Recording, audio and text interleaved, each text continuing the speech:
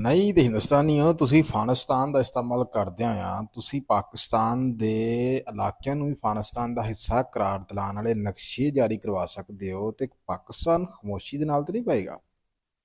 ਉਧਰੋਂ ਪਾਕਿਸਤਾਨ ਨੇ ਵੀ ਜਾਰੀ ਕਰਵਾ ਦਿੱਤਾ ਤੇ ਨਕਸ਼ਾ ਗ੍ਰੇਟਰ ਬੰਗਲਾਦੇਸ਼ ਦਾ, ਜਿਹਦੇ ਵਿੱਚ ਹਿੰਦੁਸਤਾਨ ਦੀ ਇੱਕ ਨਹੀਂ ਬਲਕਿ 5 ਰਿਆਸਤਾਂ ਹੁੰਦੀਆਂ ਨੇ। ਤੇ ਜਨਾਬ ਇਸ ਖਬਰ ਨੇ ਪੂਰੇ ਹਿੰਦੁਸਤਾਨ ਦੇ ਵਿੱਚ ਅੱਗ ਲਾ ਦਿੱਤੀ। ਪਾਕਿਸਤਾਨ ਭਰਪੂਰ ਜਵਾਬ ਦਿੰਦਾ ਪਿਆ ਹਿੰਦੁਸਤਾਨ ਨੂੰ, ਚਾਹੇ ਉਹ ਸਫਾਰਤੀ ਮਹਾਜ਼ ਚਾਹੇ ਉਹ ਮੈਦਾਨ ਦਾ ਮਹਾਜ਼। ਦਰਅਸਲ ਮਾਮਲਾ ਇਹ ਵੇ ਕਿ ਇਸ ਵਕਤ ਪਾਕਿਸਤਾਨ ਦੇ ਜਿਹੜੇ ਟਾਪ ਮਿਲਟਰੀ ਅਹੁਦੇਦਾਰ ਨੇ ਜਨਾਬ, ਸਾਡੇ joint chief of staff committee ਦੇ ਚੇਅਰਮੈਨ, ਉਹ ਬੰਗਲਾਦੇਸ਼ ਗਏ ਨੇ। ਮੁਹੰਮਦ ਯੂਨਸ ਉਹਨਾਂ ਦੀ ਮੁਲਾਕਾਤ ਹੋਈ, ਢਾਕਾ ਦੇ ਵਿੱਚ ਮੁਲਾਕਾਤ ਹੋਈ ਹੈ। ਤੇ ਬੰਗਲਾਦੇਸ਼ ਦੇ ਜਿਹੜੇ ਮੁਹੰਮਦ ਯੂਨਸ ਨੇ, ਉਹਨਾਂ ਨੇ ਜਨਾਬ ਇਹ ਨਕਸ਼ਾ ਜਿਹੜਾ ਨਾ ਪਾਕਿਸਤਾਨ ਦੇ ਟਾਪ ਮਿਲਟਰੀ ਜਨਰਲ ਦੇ ਹਵਾਲੇ ਕੀਤਾ ਹੈ।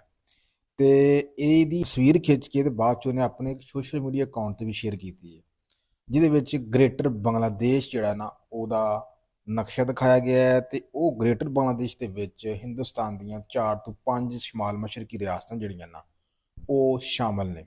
ਤੇ ਬੰਗਲਾਦੇਸ਼ ਤੇ ਜਿਹੜੀ ਜਮਾਤ ਇਸਲਾਮੀ ਹੈ ਨਾ, ਉਹਦਾ ਸ਼ੁਰੂ ਦਿਨ ਤੋਂ ਹੀ ਇਹ ਮੌਕਫ ਹੈ ਕਿ ਜਿਹੜੀਆਂ ਇਹ ਰਿਆਸਤਾਂ ਨੇ ਇਹ ਸਾਡੀਆਂ ਨੇ ਤਰੀਹੀ ਤੌਰ ਤੇ ਇਹ ਜ਼ਬਰਦਸਤੀ ਹਿੰਦੁਸਤਾਨ ਨੇ ਇਹਦੇ ਉੱਤੇ ਕਬਜ਼ਾ ਕੀਤਾ ਹੈ। ਤੇ ਜਦੋਂ ਵੀ ਬੰਗਲਾਦੇਸ਼ ਕੋ ਤਾਕਤ ਆਏਗੀ ਅਸੀਂ ਇਹ ਰਿਆਸਤਾਂ ਭਾਰਤ ਕੋਲੋਂ ਵਾਪਸ ਲਵਾਂਗੇ। ਦੂਸਰੀ ਤਰਫ ਹਿੰਦੁਸਤਾਨ ਨੇ ਜਨਾਬ ਨੇ ਅਫਗਾਨਿਸਤਾਨ ਕੋਲ ਨਕਸ਼ਾ ਜਾਰੀ ਕਰਵਾਇਆ ਤੇ ਜਿਹਦੇ ਵਿੱਚ ਪਾਕਿਸਤਾਨ ਦਾ ਅਟਕ ਤੱਕ ਦਾ ਜਿਹੜਾ ਏਰੀਆ ਨਾ, ਉਹ ਉਹਨਾਂ ਨੇ ਆਖਿਆ ਜੀ ਇਹ ਸਾਡਾ ਹਿੱਸਾ ਹੈ। ਤੇ ਇਧਰੋਂ ਜਨਾਬ ਆਖਿਆ ਲੈ ਵੀ ਇਹ ਕੰਮ ਤੇ ਮਾੜਾ ਹੋ ਰਿਹਾ, ਅਸਾਂ ਫਿਰ ਉਧਰ ਬੰਗਲਾਦੇਸ਼ ਵਾਲਾ ਮਾਮਲਾ ਜਿਹੜਾ ਨਾ ਉਹਨੂੰ ਐਕਟੀਵੇਟ ਕੀਤਾ। ਸਾਡੇ ਟੌਪ ਜਰਨਲ ਉੱਥੇ ਗਏ ਨੇ ਜਨਾਬ। ਇਹ ਸਬਰ ਤੋਂ ਬਾਅਦ ਪੂਰੇ ਹਿੰਦੁਸਤਾਨ ਦੇ ਵਿੱਚ ਇੱਕ ਬੇਚੈਨੀ ਜਿਹੜਾ ਨਾ ਉਹ ਫੈਲ ਗਈ ਹੈ, ਇੱਕ ਹਲਚਲ ਪੈਦਾ ਹੋ ਗਈ ਹੈ। ਹਿੰਦੁਸਤਾਨ ਇਹ ਸਮਝ ਰਿਹਾ ਸੀ ਕਿ ਅਸੀਂ ਅਫਗਾਨਿਸਤਾਨ ਨੂੰ ਪ੍ਰੌਕਸੀ ਦੇ ਤੌਰ ਤੇ ਇਸਤੇਮਾਲ ਕਰਾਂਗੇ, ਸਾਫਟ ਪਾਵਰ ਦਾ ਇਸਤੇਮਾਲ ਕਰਾਂਗੇ, ਸਾਡੇ ਮੁਲਕ ਨੂੰ ਕੁਝ ਨਹੀਂ ਹੋਏਗਾ। ਤੇ ਜਨਾਬ ਤੁਸੀਂ ਅਫਗਾਨਿਸਤਾਨ ਦਾ ਇਸਤੇਮਾਲ ਕਰੋਗੇ ਤੇ ਕੀ ਅਸੀਂ ਬੰਗਲਾਦੇਸ਼ ਦਾ ਇਸਤੇਮਾਲ ਨਹੀਂ ਕਰ ਸਕਦੇ? ਉਹ ਤਾਂ ਸਾਡਾ ਭਰਾ ਵੇ, ਉਹ ਤਾਂ ਤੁਹਾਡੇ ਸਾਜ਼ਿਸ਼ ਦੇ ਨਾਲ ਤੇ ਚਲੋ ਕੁਝ ਆਪਣੀਆਂ ਵੀ ਗਲਤੀਆਂ ਦੇ ਵਿੱਚ ਸਾਡੀਆਂ ਹੈ ਸਨ, ਉਹਦੀ ਵਜ੍ਹਾ ਦੇ ਨਾਲ ਉਹ ਸਾਡੇ ਨਾਲ ਨਾਰਾਜ਼ ਹੋਇਆ ਤੇ ਸਾਡੇ ਨੂੰ ਲਹਿਦਾ ਹੋ ਗਿਆ। ਤੂੰ ਤੇ ਅੱਜ ਵੀ ਸਾਡੇ ਨਾਲ ਹੈ, ਪਰ ਤੂੰ ਸਮਝਣ ਦੇ ਕਿ ਅਫਗਾਨੀਆਂ ਤੇ ਪਾਕਿਸਤਾਨ ਨੂੰ ਅਸੀਂ ਲੜਾਵਾਂਗੇ ਤੇ ਕੀ ਅਸੀਂ ਉਧਰੋਂ ਕੰਮ ਨਹੀਂ ਪਾ ਸਕਦੇ? ਸਾਡੇ DGIS ਦਾ ਜਿਹੜਾ ਬਿਆਨ ਹੈ ਉਹ ਜਰਾ ਖੋਲੋ ਦੇਖੋ, ਜਿਹਦੇ ਵਿੱਚ ਉਹਨੇ ਆਖਿਆ ਕਿ ਤੁਹਾਨੂੰ ਮਸ਼ਰਕ ਤੋਂ ਲੈ ਕੇ ਤੇ ਮਗਰਬ ਤੱਕ ਨਿਸ਼ਾਨਾ ਬਣਾਇਆ ਜਾਏਗਾ।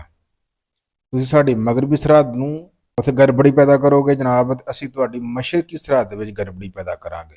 ਹੁਣ ਤੋਂ ਉਹਨਾਂ ਨਕਸ਼ਾ ਦਿੱਤਾ ਸਾਨੂੰ ਬੰਗਾਲੀਆਂ ਨੇ ਗ੍ਰੇਟਰ ਬੰਗਲਾਦੇਸ਼ ਦਾ, ਤੇ ਇਨਸ਼ਾਅੱਲਾ ਬਹੁਤ ਜਲਦ ਸਾਡਾ ਉੱਥੇ ਅੱਡਾ ਵੀ ਖੁੱਲ ਜਾਏਗਾ ਮਿਲਟਰੀ ਦਾ। ਤੇ ਜੇ ਅੱਡਾ ਖੁੱਲ ਗਿਆ ਤਾਂ ਫਿਰ ਸਮਝੋ ਕਿ ਜਿਹੜੀ ਉਹ ਤੁਹਾਡੀ ਚਿਕਨ ਨੇਕ ਹੈ ਨਾ ਉੱਤੇ, ਉਹ ਤੇ ਬੰਗਲਾਦੇਸ਼ ਵੱਲ ਜਾਣੀ ਜੇ।